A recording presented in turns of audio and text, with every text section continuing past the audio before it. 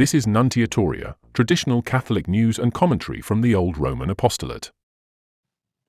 The legacy of Cardinal George Pell, one of the most prominent and controversial Catholic figures of the 21st century, may now be entering a new and extraordinary chapter, one marked not only by fidelity under trial, but by the possible signs of sainthood. In a recent Catholic Herald article, Dom Hugh Somerville Knapman, OSB, reflects on Pell's life as one of deep Christian fidelity, often at tremendous personal cost. Pell was a man of towering intellect and unyielding conviction, who stood as a bastion of orthodoxy amidst the relativism of late modern Australia and within a church often reluctant to confront internal decline. Despite his immense service, especially his work in reforming Vatican finances, Pell was treated as an outsider, both in Rome and at home. He became the subject of one of the most high-profile and controversial legal cases in modern church history. Though eventually acquitted by Australia's High Court after over a year of imprisonment, the injustice he endured made him, in the eyes of many, a modern confessor, one who suffered not for wrongdoing, but for faithfulness to Christ. Tess Livingstone's extensive biography, cited in the article, portrays Pell not as a political operator, but as a man whose strength came from prayer, theological clarity, and moral courage. His story resonates with the early martyrs and confessors of the Church, publicly vilified, privately steadfast. In a surprising development now being described by some as miraculous, an 18-year-old boy named Vincent from Phoenix, Arizona, survived a prolonged drowning incident that should have left him brain dead or worse. The boy had fallen into a backyard swimming pool and was without oxygen for approximately 52 minutes. Emergency responders revived him, but the prognosis was grim. His lungs were filled with water, and he had suffered extensive cardiac and respiratory arrest. Doctors feared irreversible brain damage if he survived at all.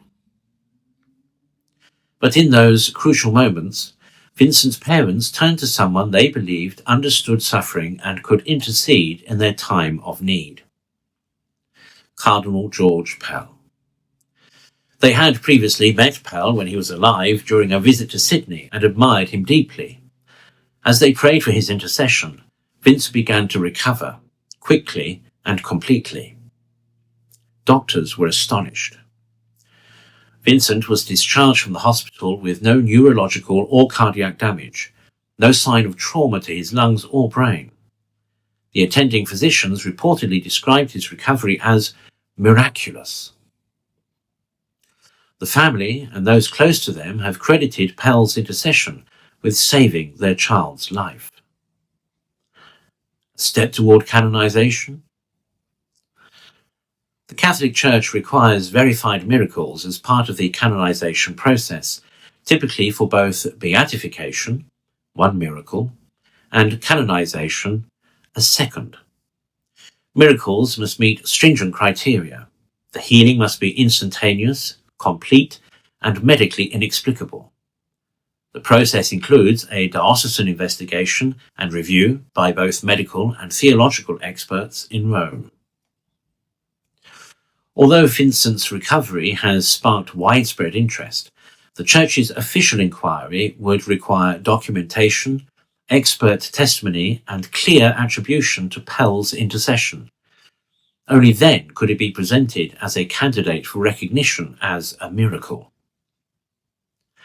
Additionally, the Church generally imposes a 5-year waiting period after a person's death before opening a course for sainthood, though this requirement can be waived. For example, Pope John Paul II waived the waiting period for Mother Teresa in 1999, allowing her cause to begin 18 months after her death. Similarly, Pope Benedict XVI waived the waiting period for John Paul II after his death in 2005. However, Pope Francis did not waive the waiting period for Mother Teresa as is sometimes mistakenly claimed. He did, however, oversee her canonization in 2016 after the confirmation of a second miracle. As Cardinal Pell died in January 2023, the earliest a cause could be formally opened would be January 2028, unless the Holy See were to waive the waiting period. Whether or not the Church ultimately recognizes the Arizona healing as a miracle, the story has reignited public interest in Cardinal Pell's sanctity.